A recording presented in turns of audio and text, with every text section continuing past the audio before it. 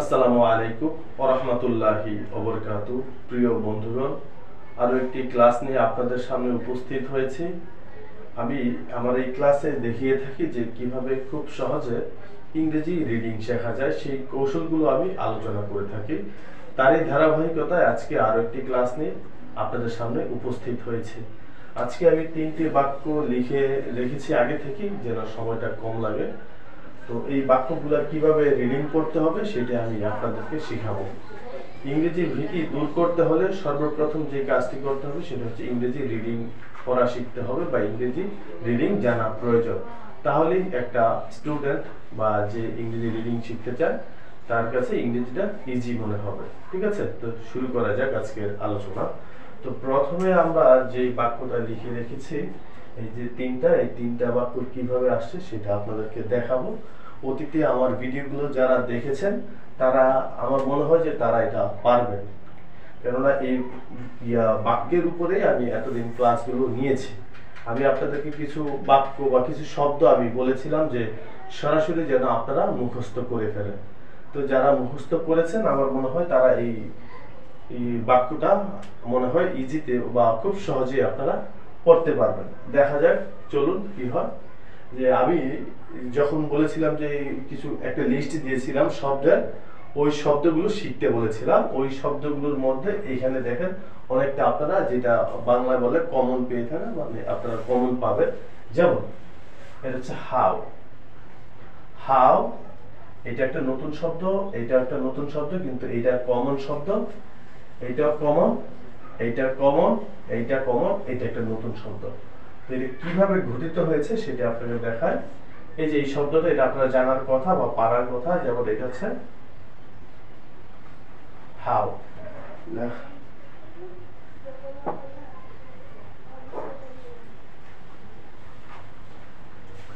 এই শব্দটা হচ্ছে আপনাদের সরাসরি মুখস্থ করে ফেলতে বলেছিলাম। এই মুখস্থ শব্দটা হাউ। এই যে এম এ, এম এ কি, এতে আমরা এতে ধরেছি আমরা একা। এর আগে আমি ক্লাসে দেখিয়েছি একদম সরাসরি বর্ডের পরে যদি আসে, যেমন বি এর পরে এ আসছে আমরা বে ধরবো, এম এর পরে যেহেতু এ আসছে আমরা মে ধরবো। এরপরে আমরা দেখি কি হয়, ম একা মে। আচ্ছা, ওয়াইতে কোন অক্ষর হবে বা কি হবে সেটা আমরা বলেছিলাম আগেই। ওয়াইতে আমরা রসিকার পড়ি, ওয়াইতে রসিকার। তাহলে কি হবে, যদি ওয়াই এর পরে বি এর পরে ওয়াই আসে তারপরে হবে বি। এন এর পরে যেহেতু ওয়াই আসে সেহেতু হবে নি। এইভাবে যতগুলা অর্থাৎ যত বর্ণ আসবে ওই সব বর্ণের পরে যখন ওয়াই আসবে আমরা ঠিক এইভাবেই ধরে পড়বো, অর্থাৎ ওয়াই এর পরে আমরা রসিকার পড়বো, তারপরে ঠিক এইভাবে। অনেক ক্ষেত্রে এটা কিভাবে এটা বি না হয়ে বাই হয়েছে সেটা পরে বলবো, তবে আপাতত এটা শিখুন ওয়াই সমান সমান রসিকার। তাহলে নয় রসিকার নি। এরপরে দেখুন আবার আমরা ইতে ই সমান সমান আমরা পড়েছিলাম একা। তাহলে কি হয় দেখুন, যদি বি এর পরে যদি ই আসে তাহলে হবে বে, আর এম এর পরে যদি ই আসে তাহলে হবে মে। তাহলে দেখা যাক এটা কি হয়, ম একা মে, এম তে ম, কেননা এম এর পরে কোনো কি নেই, ভাওয়েল নেই। ভাওয়েল গুলো হচ্ছে কি এ, ই, আই, ও, ইউ এবং একটা ওয়াই না থাকার কারণে এটা নিজেই একটা বর্ণ সরাসরি বসে পড়েছে।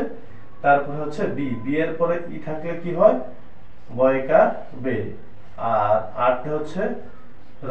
আর আমরা আপাতত এসটাকে মনে করব নেই, যেহেতু এখন আমরা একেবারে নতুন বেসিক শিখছি সেহেতু এসটাকে আমরা ধরে নিব কি নেই, এসটা ধরে নিব নেই। তাহলে কি হয়েছে, মেম্বার। যদিও শব্দটা হবে মেম্বার, শব্দটা হবে কি মেম্বার। এটা কেন ই উচ্চারণ হচ্ছে সেটা আমরা পরে শিখবো, তবে আপাতত আমরা এটা শেখার জন্য শিখে নেব এটা মেম্বার। তবে শব্দটা হবে মেম্বার। ঠিক আছে, শব্দটা কি মেম্বার। তারপরে এটা সরাসরি শব্দ আমরা শিখেছি, এটা হচ্ছে আর, আর এটা পড়েছি আমরা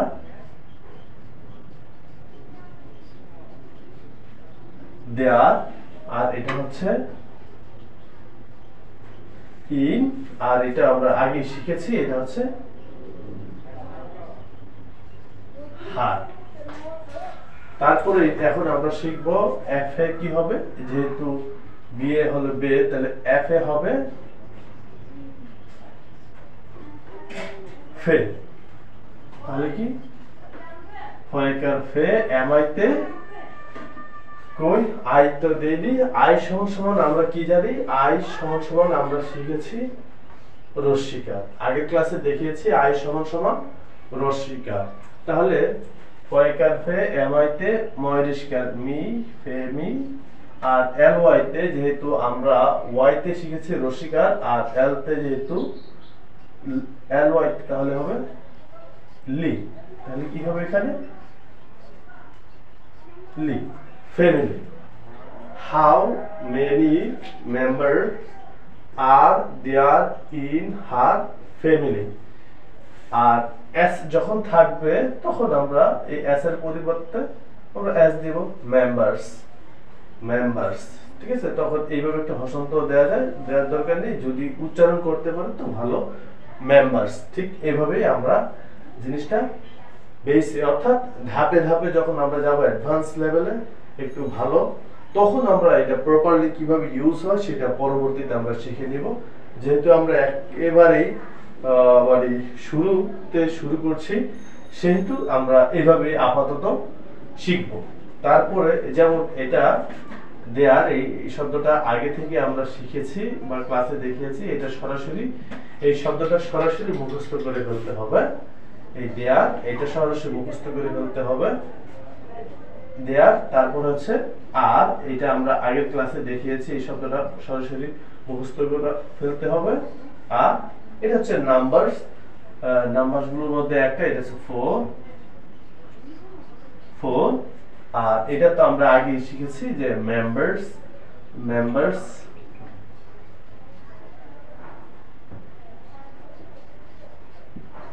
মেম্বারস। আর এটা হচ্ছে ইন, এটা প্রিপজিশন যখন শিখেছি, অর্থাৎ এইটা কমন শব্দ, এইটা একটা কমন শব্দ, এটা একটা কি কমন শব্দ, এই যে শব্দগুলো আমি আপনাদের দেখেছি ওই শব্দগুলো। আর যেহেতু এটা শিখেছি এফ এ ফয়কার ফে, এম আইতে ময়রিশকার মি, এল আইতে লরিশকার ফ্যামিলি।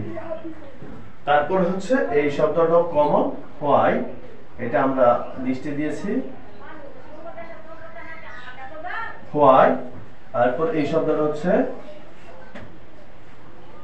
ইজ, এটা হচ্ছে দা, আর এটা এফ আইতে ফয়রিশকার ফি, এফ তে ফ, আইতে রশিকার ফি, আর এস হচ্ছে তালি ভাষা। হ্যাঁ, আমরা এর আগে শিখিয়েছি এস এইচ সমান, এস এইচ সমান তালি ভাষা ফিশ, এইটা শিখেছি, এটা সরাসরি ইট।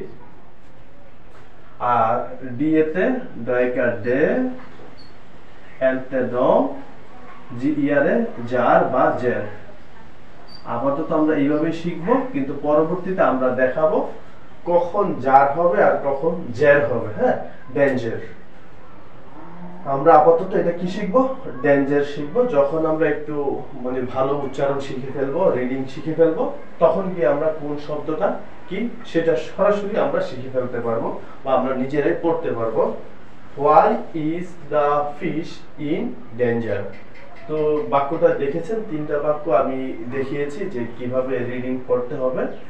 তো আমি আবারও বলছি, আমি যে শব্দগুলো আপনাদেরকে মুখস্থ করতে বলবো সেই শব্দগুলো আপনারা সরাসরি মুখস্থ করে ফেলবেন। এই শব্দগুলো মুখস্থ করতে পারলে ইংরেজি একে রিডিং করা খুব সহজ হয়ে যাবে। এখন আপনাদেরকে আমি একটা লিস্ট দিব, এই লিস্টের শব্দগুলো আপনাদেরকে সরাসরি মুখস্থ করে ফেলতে হবে। যেমন there, here, some,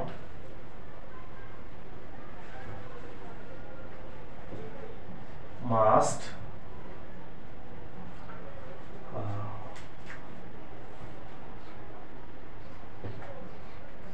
but,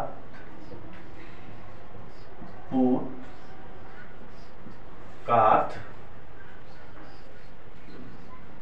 get, do, did, does,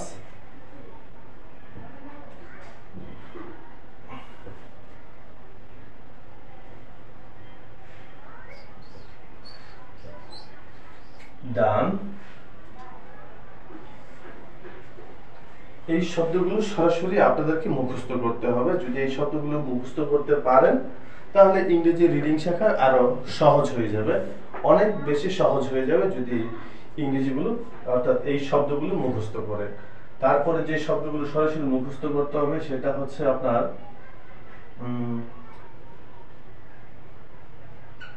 what, when, where, which, how, why, who, এই শব্দগুলো মুখস্থ করে ফেলতে হবে, সরাসরি মুখস্থ করে ফেলতে হবে, তাহলে আপনারা খুব সহজে ইংরেজি শিখতে পারবেন। তারপরে যে শব্দগুলো মুখস্থ করতে হবে সেটা আমি দিচ্ছি লিস্টেটা, সেটা হচ্ছে